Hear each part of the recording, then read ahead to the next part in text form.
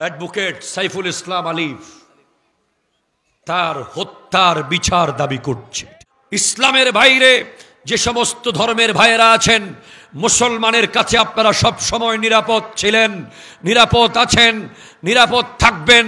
কিন্তু আমাদের মুসলমানদের সম্প্রীতি নষ্ট করলে, ইসলামের বিরুদ্ধে কোনো ধরনের ষড়যন্ত্র করতে চাইলে, মুসলমান যদি আল্লাহু আকবার বলে ডাক দেয়, পৃথিবীর কোনো ক্ষেপণাস্ত্র, কোনো অস্ত্র, কোনো বোমা, কোনো রাইফেল, কোনো AK-47, কোনো কিছু মুসলমানকে দমাতে পারবে না।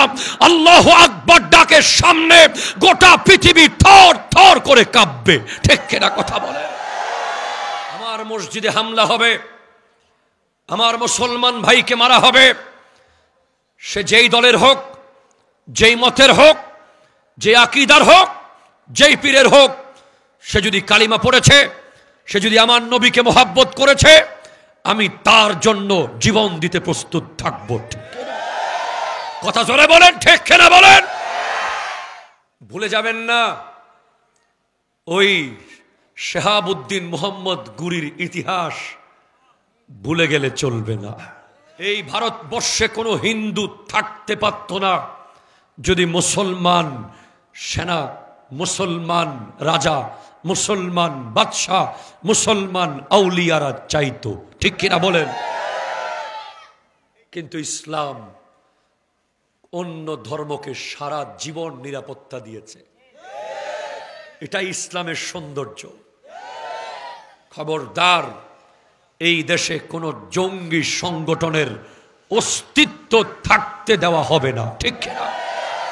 এই দেশে কোনো সন্ত্রাসীর জায়গা হবে না। সে যেই দলের হোক, যেই মতের হোক, সে যেই হোক, সন্ত্রাসীর কোনো ধর্ম থাকতে পারে না। ঠিক কিনা? ধর্ম, ইসলাম, হিন্দু, বৌদ্ধ, খ্রিস্টান, প্রত্যেক ধর্মেই সাম্যের কথা আছে, সম্প্রীতির কথা আছে। কোন ধর্ম অন্যকে কষ্ট দেওয়ার কথা বলে না। ঠিক কিনা? জোরে বলেন। আমার ভাই সাইফুল ইসলাম আলিফকে আল্লাহ জান্নাতের আলা মকাম নসিব করুক। আমরা তো কিছু করতে পারবো না, অন্তত আপনাদেরকে জাগাতে পারবো। আপনাদেরকে জাগিয়ে রাখার দায়িত্ব আমাদের। আমরা আপনাদেরকে ঘুমাতে দেব না। মুসলমান ঘুমানোর জন্য জন্ম হয় নাই। ঠিক কিনা বলেন? মুসলমান হলো খালিদ বিন ওয়ালিদের উত্তরসূরি, মুসলমান হলো সালাউদ্দিন আইয়ুবীর উত্তরসূরি। মুসলমান ঘুমাবে না, মুসলমান চুপ থাকবে, শান্তি চাইবে, সাম্য চাইবে, সম্প্রীতি চাইবে, কিন্তু প্রয়োজন হলে তলোয়ার হাতে নিয়ে আবার যুদ্ধের মাঠে যেতে প্রস্তুত থাকবে। ঠিক কিনা? আরো জোরে বলেন, ঠিক কিনা বলেন? যখন বন্যা হয়, যখন সাইক্লোন হয়, ভয়ঙ্কর মহামারী হয়, তখন আমরা সবাই মানুষ হিসেবে এক। ঠিক কিনা? জোরে বলেন।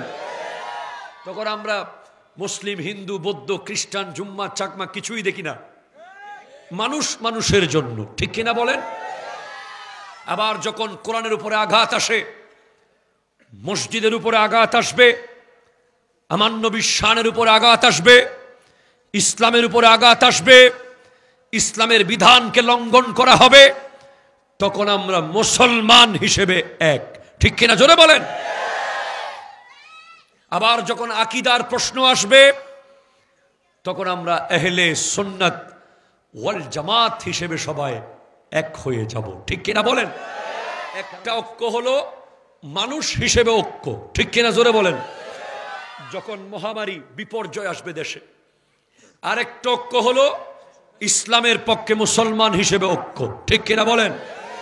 আরেকটা ঐক্য হলো পরিপূর্ণ ঐক্য, সেটা হলো আকীদার উপরে ঐক্য, আহলে সুন্নাত ওয়াল জামাত। জোরে বলেন সুবহানাল্লাহ।